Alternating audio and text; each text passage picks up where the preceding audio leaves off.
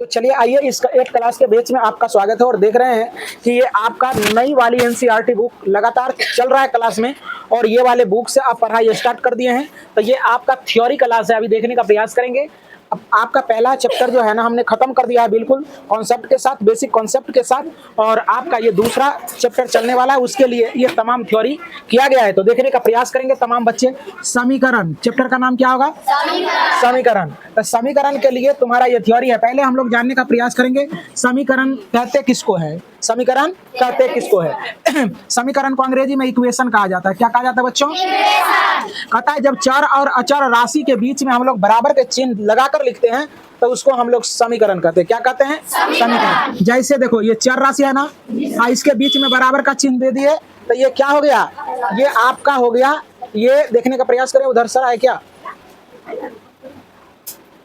तो चलो देखने का प्रयास करो। ये चर राशि है, चर राशि, ये समीकरण हो गया। अब देखो जैसे x + 4, ये चर राशि है, चर राशि है ना, इसको बराबर के चिन्ह देके लिख देते हैं। जैसे x + 4 = 10, ये चर राशि, ये चल राशि, ये भी चल राशि, बराबर का चिन्ह बीच में लग गया तो ये सारे का सारे समीकरण हो गया। अब देखो कहता है, अब दूसरा परिभाषा है समीकरण का ही, कहता है दो राशियों के बीच में समानता दिखाने वाले चिन्ह को हम लोग क्या कहते हैं? दिखाने वाले कथन को हम लोग क्या कहते हैं? समीकरण कहते हैं। तो देखो ये एक राशि ये हो गया, एक राशि बीच में क्या है? बराबर का चिन्ह है।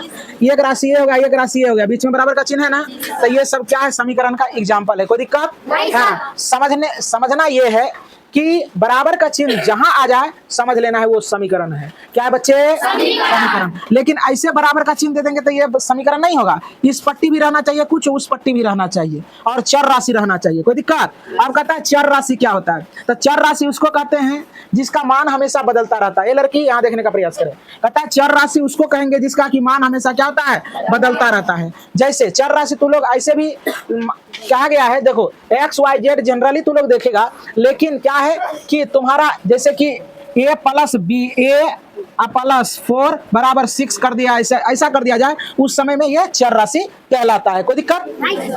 अब कहता है अचर राशि क्या होता है? वैसी राशि जिसका मान कभी नहीं बदलता है उसे हम लोग अचर राशि कहते हैं। तो ये अचर राशि, जैसे 3 है तो ये 3 रहेगा, 4 नहीं हो सकता है। 4 है, 4, 5, 6, 7 एवं प्रकार से अकेले जब रहेगा कोई भी राशि तो उसको हम लोग जैसे अंक या संख्या रहेगा तो वो अचल राशि के श्रेणी में आता है। कोई दिक्कत?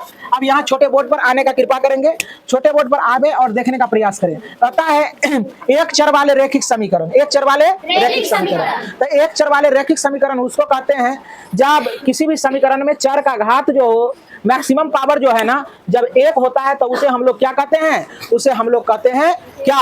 एक चर वाले रैखिक समीकरण। एक चर वाले रैखिक समीकरण। जैसे यहाँ देखने का प्रयास करें, ये हो गया तुम्हारा, यहाँ हो गया तुम्हारा, देखो जैसे ये है तो इस पर नहीं कुछ पावर तो एक है ना, इस पर भी नहीं कुछ पावर तो एक है ना, इस पर भी नहीं कुछ पावर तो एक है ना। तो ये क्या हो गया तुम्हारा? एक चर वाले रैखिक समीकरण। देखो यहाँ x है तो x से है ना, यहाँ y है तो y है ना, यहाँ m है तो m है ना, तो इसको कहेंगे एक चर वाले रैखिक समीकरण। बात समझ में आ गया?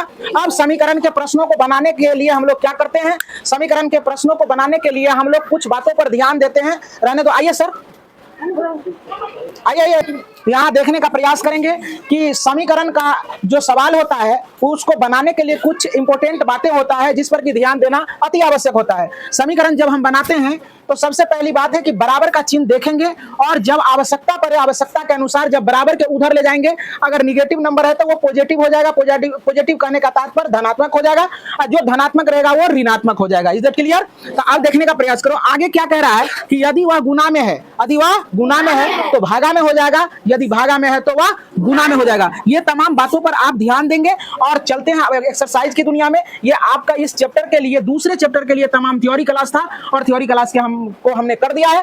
यदि आप पहले चैप्टर को नहीं देखें तो उस चैप्टर में जाएंगे और वहां सिलसिलेवार ढंग से प्लेलिस्ट में आप जाएंगे और वहां से आप देखने का प्रयास करेंगे। आपको चैप्टर वाइज सारे वीडियो मिलने वाला है। तो उम्मीद करते हैं कि आपको समझ में आया होगा। तो अब चलते हैं, यह आज के लिए इतना ही। That's call it a day.